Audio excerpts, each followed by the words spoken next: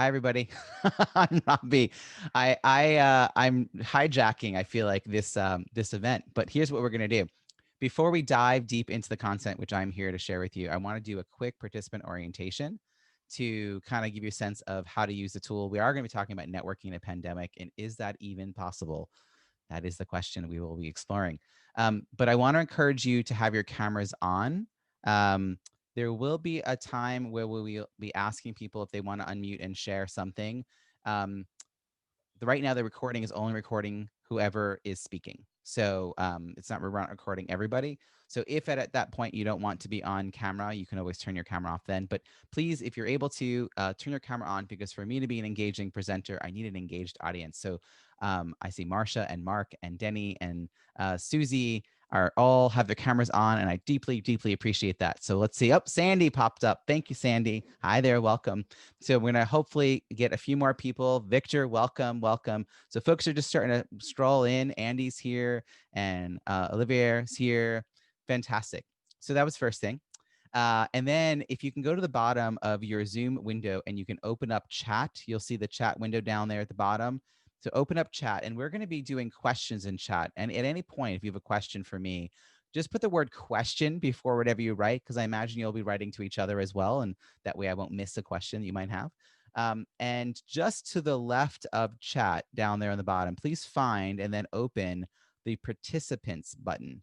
So do you see where it says participants? Currently, it says we have 17 people here. So go ahead and open that. And once you have that open and you go to the bottom of the participant window, you will see a raised hand option. And then you will see the yes and no option.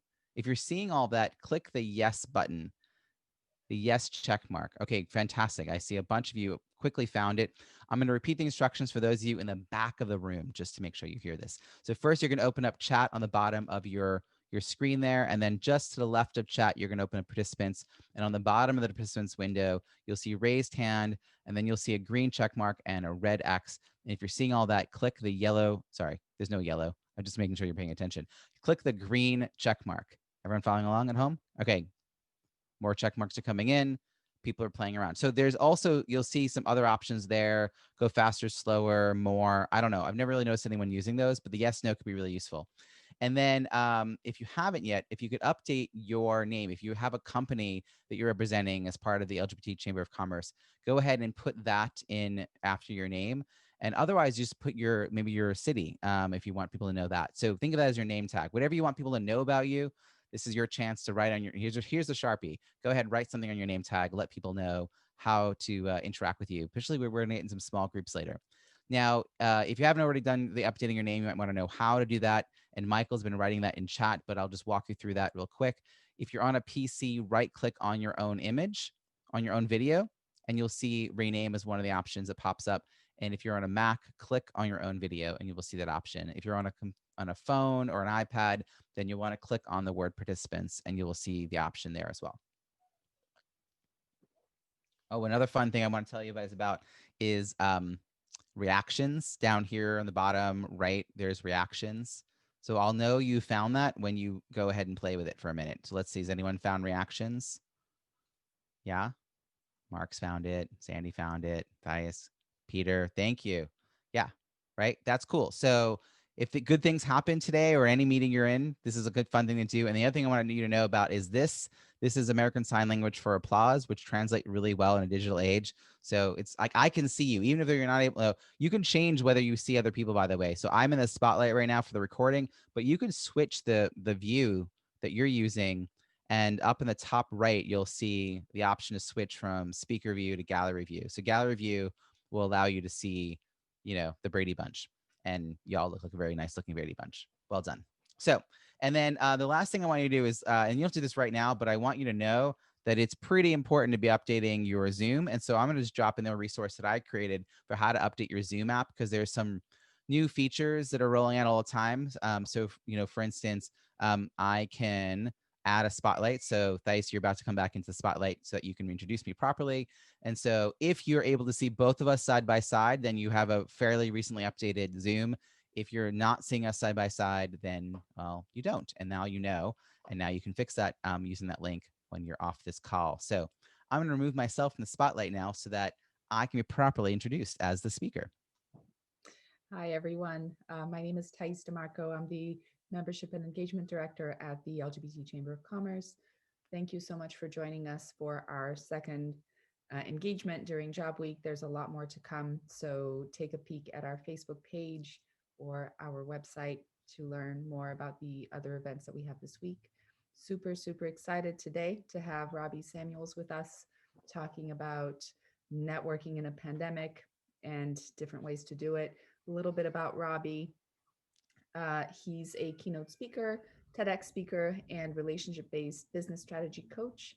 He's been recognized as a networking expert by Forbes and as an industry expert in the field of digital event design by JDC Events.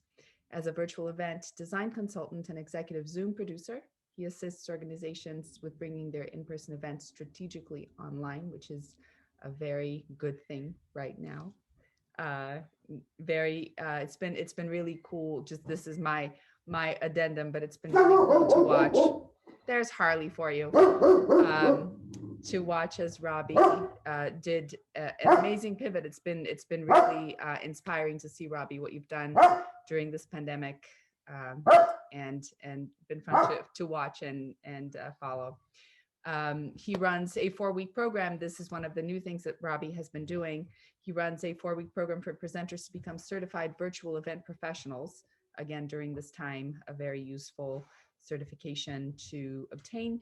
And he hosts On the Schmooze, a podcast, and a weekly No More Bad Zoom virtual happy hour. So learning how to do Zoom right now, great skill to have. And Robbie has helped us, has helped me personally and the chamber, and can help us all. So without further ado, here's Robbie to talk to us about networking in a pandemic.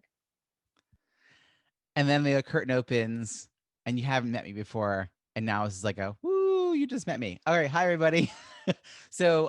Yeah, I am often the producer of events. And so now when I am speaking at events, I also tend to produce the events too, because I want to help all the people I speak for up their game when it comes to production. So you're going to hear me doing a little of that as we go. So as you heard, I'm a virtual event design consultant and an executive Zoom producer. And I was neither of those things prior to April 2020. So it has been, whether you want to call it a pivot, a reinvention, it's been a lot of work, I guess is what I want to call it. It's been a lot. And it's been incredible, though, to see what's possible as we all strive to get better at using these online tools. Prior to the pandemic, though, I was best known for my it's like networking acumen. Like I was recognized as a networking expert.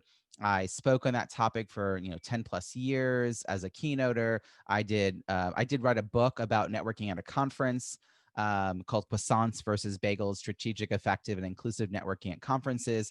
The key concept then became a TEDx. It's about body language. When you go to these networking events, people stand in those tight clusters.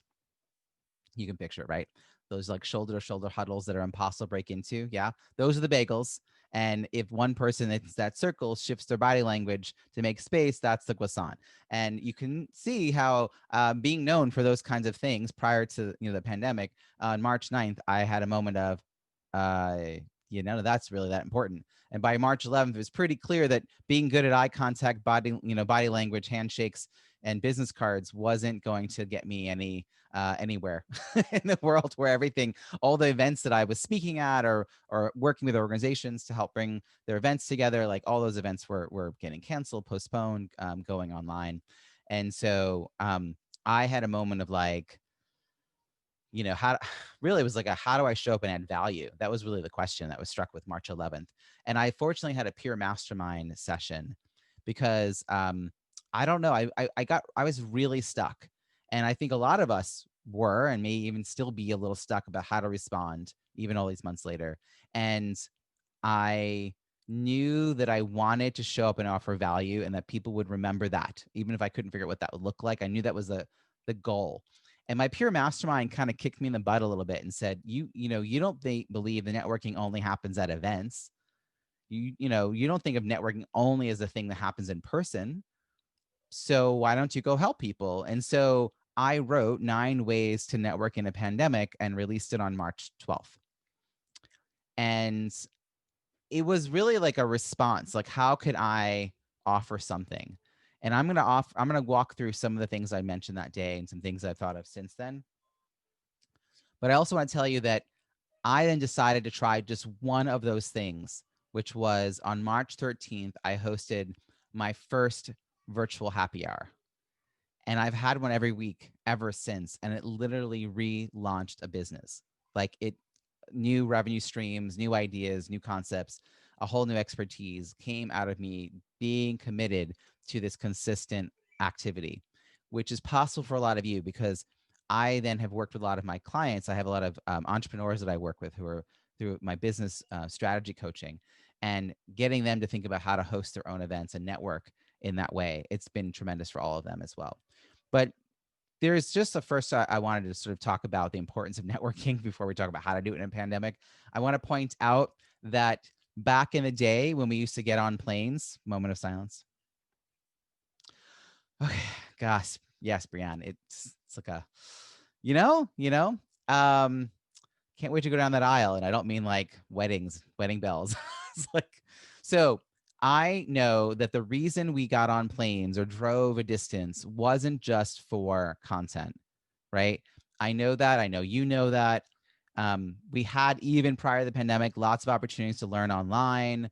We had all kinds of, webinars and, YouTube and of course books, those things you read. So yeah, there were lots of ways for us to get content. We went to events for the possibility of connections. In fact, there was a study by the International Association of Events and Exhibitions that said that 76% of people that they surveyed said that networking was a top driver for why they chose to attend an event, which kind of makes sense. 3/4 of people would say the reason I'm going to an event and making the effort to like leave my house is to network. But think about your own experience at events, in-person events. Do you think 3/4 of the people there were really good at networking? Not so much. Like most people like hang out with people they already know, or go to their room, or sit in the front row and don't talk to anyone, or skip out on all the opportunities to network. Like basically they, even though that's their intention, their follow through was kind of low. And that was the space that I was working in prior to the pandemic, was helping people actualize their intentions. So once in-person events prior to this, just called events, once those stopped becoming the possibility, and we had to then replace them with the various forms of virtual events. Now, virtual events had to also meet the expectation of being about both content and the connections. Like they could no longer be an exception. So I think the reason my weekly event has been so well received, and I'll tell you in a moment more about that, I think it's because it is a mix of content with lots and lots of connections. And if by chance you are hearing any noise in the background, I have 2 children under the age of 5, and they might be causing some chaos right now. So one of the things I want to talk about though is I want to know why you think why you think networking is important. So if you haven't already, chat is open, hopefully. Open up chat, and in chat, just write why you think networking is important, because you're here to learn how to network in a pandemic and to see whether that is in fact possible. So go ahead and I'll read out some answers that people share about why they think networking is important. Of course, I'll chime in with my own thoughts on this.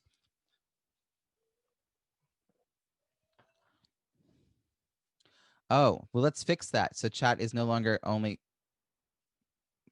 boom. So there we go. I'm seeing some things directly to me, and I also just made it so you can chat to everyone. Okay, so someone says meeting new people, staying connected to our community. Nice. And then we have getting to know people in other industries and at other experience levels. I like that. It's a driver of opportunity to get clients, staying up to date with the industry, job search. It's helpful. Yep, you get to hear about positions that aren't posted yet. Most positions that get hired have not been posted yet. Personal connections, enhance professional interactions, professional development, and clients trust you when they know you. That's true. All right. I'm going to simplify this and say that it's an insurance policy. You buy insurance with the hope that you will not have to use it, right? If you buy insurance for your car or your house, you don't buy it hoping to need this policy. You invest a little bit each month. It's not super expensive either. You a little bit each month for the just, God forbid moment happens. But that's what I think that your networking is, right? Because you don't know if you're going to need your network. In fact, you assume you're not going to need your network. Like you're just rolling along. And there are a lot of people who have jobs and don't think about networking because they're like, I have a job. And they don't realize they may not be that. This isn't a plan to be that job for like their entire career. Most people, I think the average for professionals is 3.2 years is how long they're in a job. So you should be looking, you should be talking to other people if that's the case. And if you're a business owner, then you want to be out there talking to your network so that your network knows how to actually interact with you and like how to refer you and all that good stuff. Um, so I have there's a colleague of mine who had this enormous podcast, Jordan Harbinger, and he co-hosted this very, very well-known podcast for 11 years. It grew to like enormous heights and made him a lot of money. And then he had a falling out with his business partner who was his co-host. And in the like breakup, he lost access to all of the intellectual property that they created.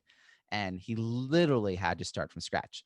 But in that 11 years, he had like always been there for his network. He'd always like shared things, helped people out, offered a kind word, made introductions, like cheered people on, wrote reviews for people's books, like just little things along the way, not assuming he would ever need anything in return because he was top of his game. He didn't need anything. He was giving. And then he actually relaunched the Jordan Harbinger show, which no one can take away from him because it's in his name. Smart.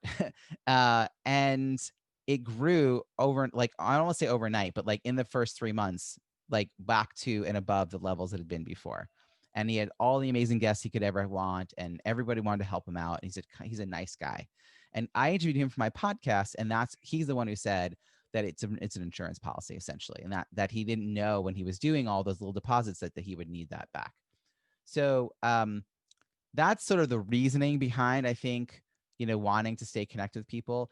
And a lot of times the way we stay connected are at events. Like events are the cycle that we usually connect with people. So I know that I go to an annual conference, and some people I only see at that annual conference. Like that's when I see them. We do coffee, we catch up, all those good things happen. There'll be lunch organized, all those things. And I might see them a little bit online throughout the year, but it's at that event. So if I miss that event, or that event gets postponed, or the event goes virtual, does that opportunity go away? So one of the things I really talked about was that how do you think about reaching out to the people that you would have seen if the event hadn't been canceled, postponed, or gone online, right? Like the relationships you already have, use that annual cycle as a reason to reach out, even if the event isn't happening the way it normally would happen. And you can say like, oh, usually we'd be catching up with drinks right now. Let's schedule a Zoom and do a catch up. And if you would ordinarily see a few different people in a small group, then why not gather that group together? Or if you were heading to an event, virtual or not, whether let's say an event actually happened, but it's happening virtually, and there's a content you really want to dig in around a topic, like suggest to people at the event, hey, I'm going to host a Zoom after this for anyone who wants to come and talk about this particular piece. The same way you might invite people out after a session to go talk about it in the hallway or something. So there's it's like use still the event as a reason, but then use all the digital tools that are available to actually make it happen. So I would love to know, I'm going to clear all the yes nos here. How many of you have at least a free Zoom account? I don't care whether you have a paid Zoom account. How many have a Zoom account? Go to the yes button. Remember the yes button next to the raised hand? If you have a free Zoom account, then just mark it yes. It could be a paid Zoom account. That's even better because you have a longer time. So what's funny about this, I see about 11 out of 19 have said yes. And that's a little more than half, but it's free. I want to like stress the free part of free Zoom account. It gives you up to 40 minutes, and you can always rejoin the call again like right away if you want to meet for another 40 minutes if you want to do something like that. um, but 40 minutes is enough time for a catch-up call. And also, by having a free account, you can update your Zoom app, which April like 2nd or something of 2021, they're going to require that everyone update their app. So you're going to have to like upload the app in some way or shape or form anyway.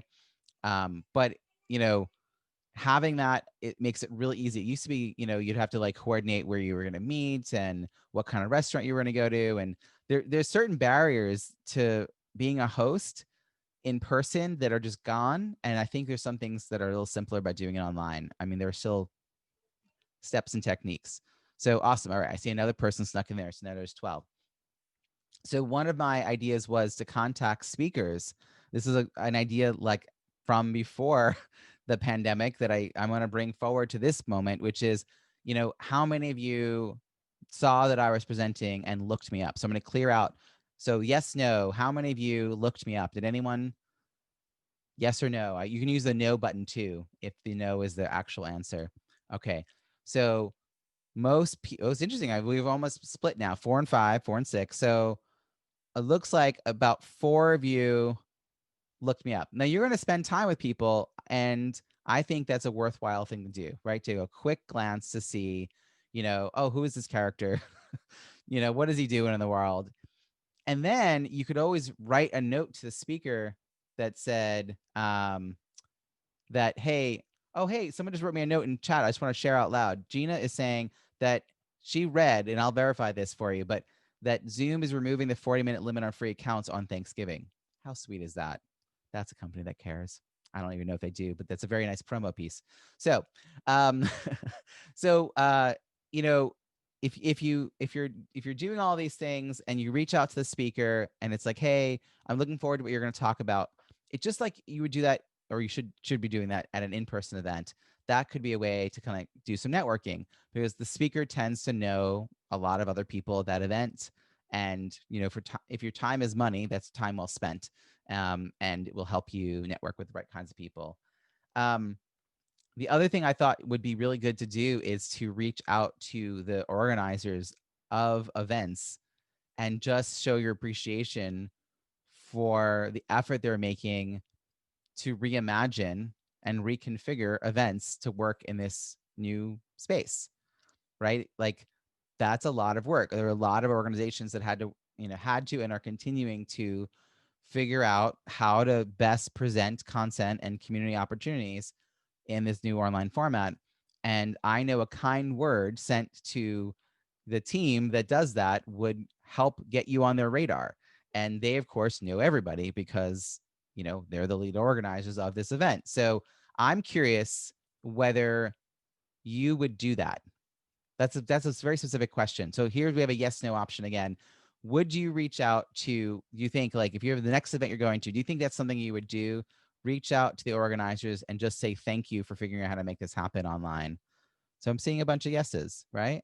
And that's just like oh, hey, and this is a mindset shift. We're all disappointed. I can't wait to hug a stranger. I can't even tell you.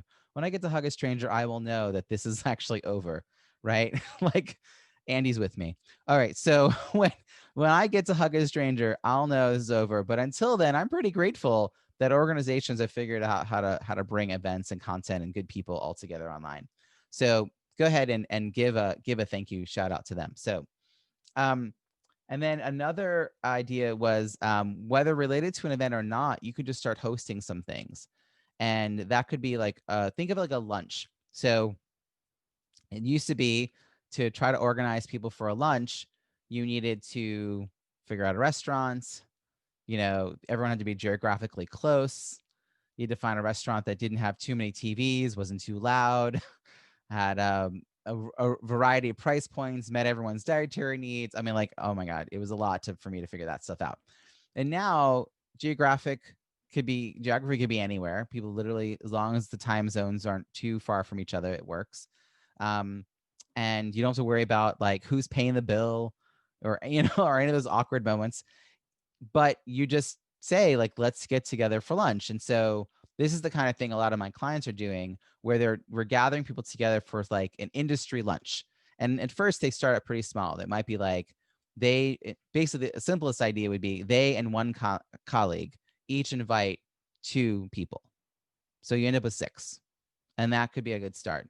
So they kind of pick, it could be topic based, or it's just like, I know interesting people and you know interesting people. Let's get together, and you put together that Zoom call. And that's actually where, for $15 a month, I don't make any money off of you buying Zoom. So just so you know that. But for $15 a month, and there's discounts that you can find online. So you can get like $100 the year or something. You can get access to no limit on your Zoom, right? Then you're not stuck to the 40 minutes limit. So you then become the person who can host those kinds of gatherings. And again, even with just six people, if you do that, if every month you and a different colleague invited another four people, you're building a stronger relationship with your co-host, and you're creating an opportunity for your guests to come and connect with each other. And that's a huge value, because one of the things I think we're all missing is connection. That was true, by the way, before even the pandemic hit. That was, loneliness was an epidemic according to the CDC prior to the pandemic. And now there are people who are literally isolated from others because they don't have family maybe living in their house, and they, like their human interaction is actually all online. Or they have, or like me, it's me, my wife, and two kids under the age of 5. I like seeing you people. You don't ask me to feed you. I'm very happy about this. So I think it's a huge value to be the person who's willing to make that invitation and figure out all those technical details of how to make a hosting thing happen. So I want to share a couple more ideas, and then I'm going to put you guys in a quick breakout room to talk about um, thinking about what of these would you do, and then maybe we'll come back and brainstorm kind of how you can actualize them. Um, Here's a couple more. Is the reach out to friends and colleagues whose livelihoods are intertwined with the travel industry or the meetings industry, just to see how they're doing, because they were probably the most impacted by all of this and still are. Travel and meetings are not going to be the same until we have the ability to like not get infected and not, get sick and die from this. Artists, yeah. So anybody you think is, maybe having a particularly rough time for one reason or another, just put them on your list of people that you kind of reach out to each month and just check in with. And I mean, it's just like a good, nice thing to do. Now, I want to point out that I'm not usually saying like do these things because it'll result in this outcome, right? It's not that I want you to do something with like a transaction in mind. I think that people see that from a mile away, and they're like, they're not interested. It's more that you're doing it because you want to sort of nurture that relationship. Now, it happens that if you let your network know what you're up to and they like you, they're going to tell people about what you're doing. So if you're looking for a job or clients, they're going to want to refer you. But the reason you're doing it is because these are people you want to help and support and hang out with anyway. um, which actually brings me to the idea that you can also reach out to people that you have worked with in the past and just see how they're doing with this transition, and how that's all factoring in. Um, and I also should just mention that prior to the pandemic, you were already on social media. Probably a good time to get clear on like your priorities for social media. And if you're looking for clients or certain types of connections, then go find the one or two or three at the most three organizations or groups online, or Facebook groups or LinkedIn groups that the people you want to hang with are at. And then dive a little deeper, be a little more present, be really engaged, be helpful, be a resource, answer people's questions, share links, look things up for people, offer to hop on a quick call. Like, again, these are not new things that you can only do since the pandemic. These are things that I think have even greater meaning. And engage. Like, if you're a few of you are doing this right now with me, both publicly and privately, but engage in the chat when you are in events, because then that's how people find out more about who you are and what you do. It's a good way to nurture that. I have a couple of other ideas that I'm going to share with you, but first I'm going to send us all into little breakout rooms, just to have a quick I want you all to have a chance to chat, yeah, a chance to chat with each other. Um, and you'll be in a group with just one other person, and hopefully everyone makes it over there, or else we'll find out whether people didn't make it over, and we'll fix that. Um, actually, you know what? I'm going to recreate this and make it. I'm a little worried about. Here we go. We get 3 people. All right, here we go. So you're going to have a chance, just a couple minutes apiece, to talk about, some of these ideas. Which would you use? Are other ideas coming up that you're just now thinking about that you can then come back and share in chat? And when we get back, we'll see if anyone wants to share ideas that are coming to them. And you all have 6 minutes to say hello to each other, and we'll come back and keep talking about this. All right, enjoy.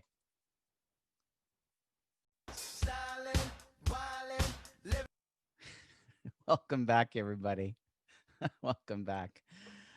I've hopped around a couple of the groups there just to listen in, and you all had some great ideas, and I would love for you to write a few of those ideas in chat so we can share them. I'm going to think of the ones that I heard, and I'll share those. So in one of the groups, they were talking about the idea of thanking hosts was such a good idea, but it's kind of hard sometimes to know exactly who to thank. But maybe you could do a public thank you, which is kind of where I was headed as well, which is, on Facebook or LinkedIn, tagging the organization and saying, like, really appreciate the effort, and the thought put behind making this event possible, despite all of these challenges to bringing things online. I think that a lot of people are dealing with or are dealing with attendees and members who are just bummed out that it's not happening the way it always happens. And so you saying thank you really will stand out in that chorus of like, oh, really? We can't do that, and you just saying like, thanks. Another thing that popped up was the idea of uh, joining associations, which I didn't say specifically, but I want to mention that all the things that you could have done for networking prior to the pandemic, like join the association of the industry you want to be better known in or succeed in. Volunteering was talked about in one of these groups as well. I had a whole course I used to do on strategic volunteering. That obviously is still a virtue that you can do in these challenging times, like volunteering, lots of opportunities to volunteer. But it's like volunteer to learn a skill, volunteer in order to become known in a certain space.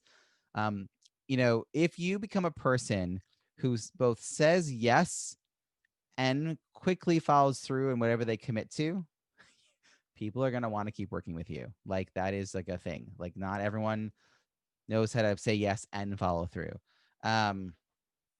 So I know that people might want to connect with each other too. I want to just offer a few other ideas, and we can try to squeeze in another quick few minutes together in those breakout rooms, mix things up a little bit, because I know that's part of why you're here, is to network. But I want to tell you a little bit about the story of what I did, because I know some of you are business owners, and that is actually what you're trying to do, is get new clients. Oh, and something that Susie just wrote in chat reminded me of something I hadn't mentioned. Actually, is it here? So I got this card in the mail. It's a handwritten card, and I know they really got your attention. Who does that? Who mails handwritten cards? And I've gotten more mail and packages since April than I had like in the 3 years prior. This was from a colleague of mine who saw me post a not so humble brag in a private Facebook group. And everyone was said nice things on the thread, like, oh, it's been really inspiring watching you make this shift, and it's so awesome what you're doing, and thank you for all your help. And she then took the time to send me a card that said, this is just the beginning of your success. You're going to impact so many people's lives. And that's didn't really, what did it cost her? 50 cents for a stamp? You know what I mean? Like, and it's staying on my, and I'm not even tell you who it was, because I think that's, people deserve recognition. Her name is Melissa Smith, and she's the founder of the Association of Virtual Assistants, which you can find at associationofvas.com. And I then did a whole email where I talked about her and a video where I talked about her. So she did this one little nice thing, and I then, will broadcast her everywhere, because I think that was amazing. I also have gotten brownies and fudge delivered to my house from people who were saying thank you, and like gift cards. And boy, does that stand out, right? So all these things matter. And in some ways, like because everything is digital, having something tangibly sent to you is also really great. Now, here's a little interesting thing that a friend of mine did. When you're on these big events like webinars, you don't see people. All you see, if someone writes in chat, that's the only way for you to know who's even in the room with you. And I know people who try to like copy names off chats. They can go find people on LinkedIn. Well, she took that to another level. She dialed in a second time on her phone and then angled her phone camera so she could videotape the chat as it went by. She like had it in a stand. She sent the recording to her virtual assistant, who then painstakingly like, you know, forwarded the thing a frame, took the names off, went to LinkedIn. She had a pre-written message that she sent to everyone. The VA sent the message to everyone saying, "Great to see you in chat, this event, love to connect. Here's what I do," and got a ton of new connections because they had that thing in common. And I was like, that is taking virtual networking to the next level, because of course in person it would be really hard. That's like the equivalent of like running around trying to get business cards, which is ineffective at best, and annoying at worst.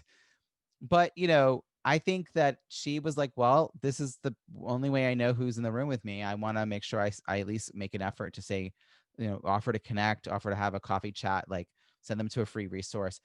Here's the key thing. She wasn't selling. I got that pitch from her and I accepted it. It wasn't a pitch though. It wasn't like a salesy thing. So I would love to know in chat, what are some of the innovative things that you're thinking about? Someone wrote here, I am planning on mailing out some handwritten notes along with a business card and a little magnet with my logo. It's really great. Like, I think it's great. Um, what other things came up? Let's see if there's any other folks in here. I know some of you looking for. And while you're filling that out, let me tell you my story. All right, so everything I'm known for is basically moot. None of those things are valued. And I know that networking is a big piece of it. And so I have this real belief that that still has to be valued. And that's kind of the way I'm approaching all of this. I believe that virtual events have to be about content and connection. So I start hosting this virtual happy hour March 13th, and kind of on a whim, like, oh, as one of my 9 suggestions, let me just do this. And on March 20th, I hosted an event for the first time that I opened up breakout rooms. I, like many people, did not know that I had breakout rooms. If you have a free account, you still have breakout rooms. They're just built into the system. I did not know that. April 14th, I started collecting emails for people who are signing up to come to my weekly event. I've now had over 900 people sign up to that since mid-April. May, I launched my 4-week program as a pilot. 14 people signed up. I ran it 4 months in a row. 40 people went through it. It turned into a certification program. So people, as was mentioned, can be certified as a virtual event professional. That got the attention as I was starting to do that. That got the attention of organizations who wanted to know if I can help them bring their events online.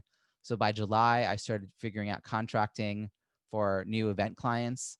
And I didn't know what I was doing, but how do I scope this? What's the contract? Like, and I didn't want to do hourly. So I was like trying to guess. And of course I guessed too low because there's no way for me to guess.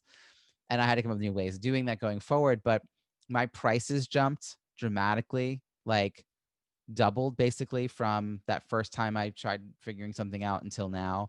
It's just like exponential progress, but really 5% is all I'm asking you to do. I'm asking you to get 5% better every time you host or speak online, because that's what I did. It was it's exponential growth because I had compounded my success by just innovating a little bit each time. And you can't get better at hosting online unless you are hosting online. Just like you can't get better at writing unless you write, like interviewing unless you interview. Like it's just one of those things that's totally experiential, which is why the program I run is experiential, right? Like you can't get away from it. And I just gave notice last week. I have a part-time for a year. I've been a part-time business strategy coach. I've had like a dozen or more clients through a company, and I just gave my notice that I don't have time to do that while I'm building this, because I'm getting very quick requests. And I now have a team of Zoom producers that I'm bringing in to help me run events when I can't be there. Thank you, Mark. So it's totally possible, but I think a lot of what I do is I give away a lot of content. And I do think that in a virtual space, this is really a key piece. I consistently host that weekly event where I share a little bit of content. We do lots of networking breakout rooms. I bring a guest in every other week. But even more importantly to all that, I do 45 to 75 minutes of Q&A every week. And I wouldn't stick around. It goes from 5 o'clock till 7:30. I wouldn't stick around if people weren't still there. So we have 50 or 60 people every week. And at the end, there's still 12, 15, even 20 people there at 7:25. um, so I had one person who said, Robbie, you've given me so, she's been there 24 times. She says, I've learned so much from you that I'm not going to buy your course. You've just really done yourself in. And I said, you're not my ideal client then. So I'm not, like realize that. Like if she's doesn't need my course, she's not my ideal client. If she feels comfortable learning as I'm, just from these little tidbits she's picking up with no organization, and no like time to rehearse and no me reviewing her then it's okay.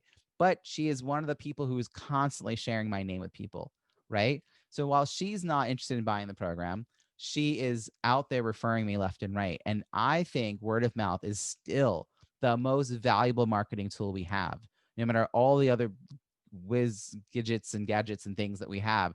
Word of mouth. So she can legitimately say, I'm great to work with, I'm knowledgeable, etc., even though she's paid me nothing. And that allows her to say that, and then that leads to new leads for me. I helped out colleagues of that coaching program, just basic stuff. I was like, hey, everybody, like, let me get you guys up to speed with Zoom. Let me teach you some things. I made some looms. Loom is like a way of creating a short video. I made some short videos explaining how to do things. And one of those colleagues who I had not even directly worked with saw the content that I was creating just for that organization. And when she got a request from an organization saying, hey, do you know anyone who can help us with our Zoom? She put my name forward, and they're now my biggest client. Like when everyone's like, how do you do B2B? I'm like, you get introduced. Like that is the easiest way to get B2B. I didn't go door to door trying to get into B2B. I had a colleague who already had a relationship who got asked the question. And so now I'm working with Visiting Nurse Service of New York. And I have, they're like a $10,000 a month client. Like that's the kind of client that came from one referral.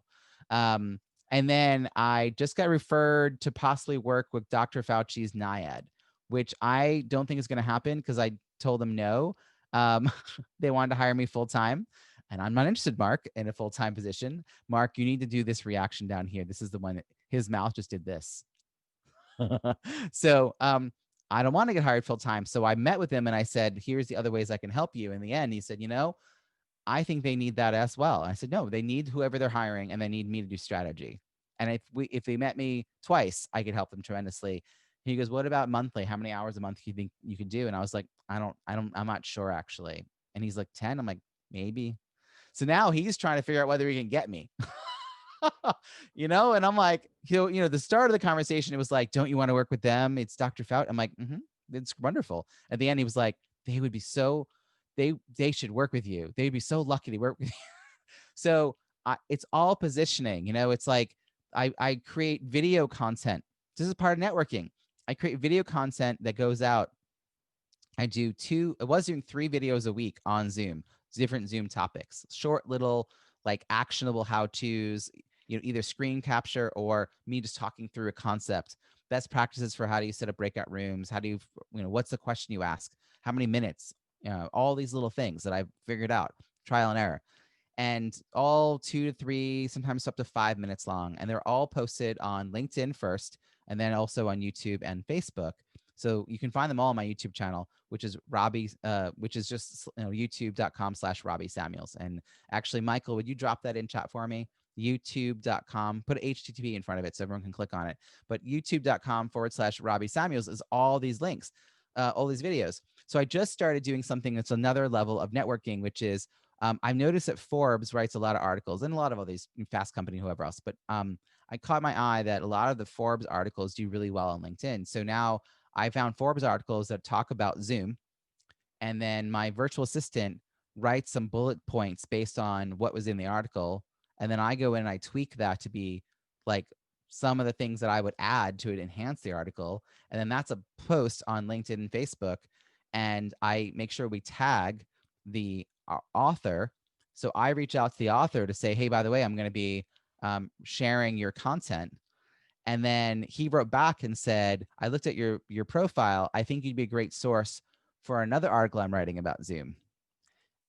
And suddenly I'm being invited to pitch some ideas for being included in a Forbes article, right? So these are things you can do. Like none of that costs money. That's just like being thoughtful. So like someone's already doing the work in my space. How do I share them out there? I want to send them a friend request on LinkedIn so I can tag them, so I can honor them and make sure that people go back to them as well. And then by doing so, I get on their radar, and then suddenly they're reaching out and asking. I'm now an expert resource, right?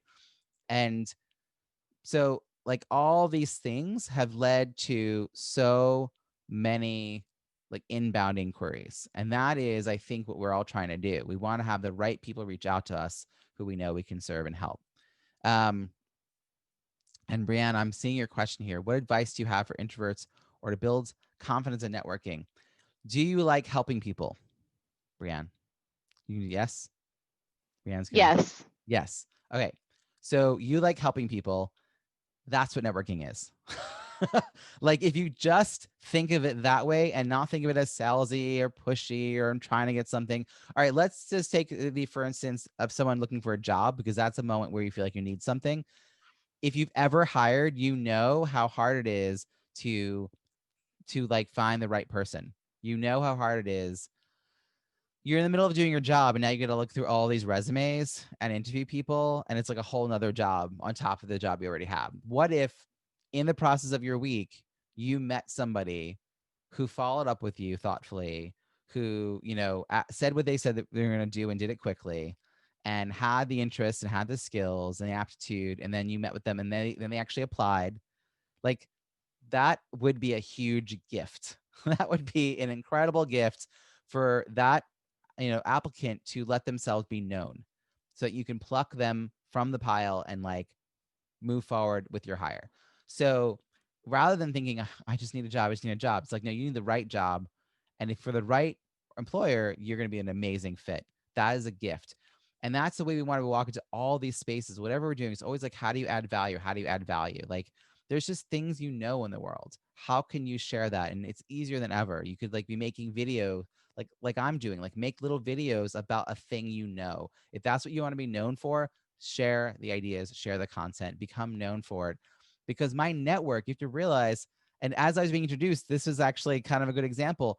I was not known for this prior to March. It's not like I have this long history of doing this. People had to witness my shift, my transition, my pivot. I just used the word transition, and I now realize I never properly introduced myself in the sense of, hi, I'm an out queer trans feminist guy, married, 2 kids, queer family, live in Boston. Okay, did that, done. So, and I just think it's really key that we let our network know what we're up to and what we're doing, because they're the folks who are gonna like share the word and get us out there. So, I think that I am now right at time. I want you to know you all can always reach out to me. Lots of ways to do so. The one in particular, if you're thinking about networking, this is a free resource. It is an opt-in. You come to knowmoreaboutzoom.com. And when you sign up there, you're also going to get 9 ways to network in a pandemic as a PDF. So if I ran past something really fast and you wanted to read it over, you're welcome to. But every Friday at 5 o'clock Eastern, you can come join me. Lots of great people to network with there. Really welcoming space. Thank you for being here. Thank you for showing up. And thank you for everything you're doing in the world.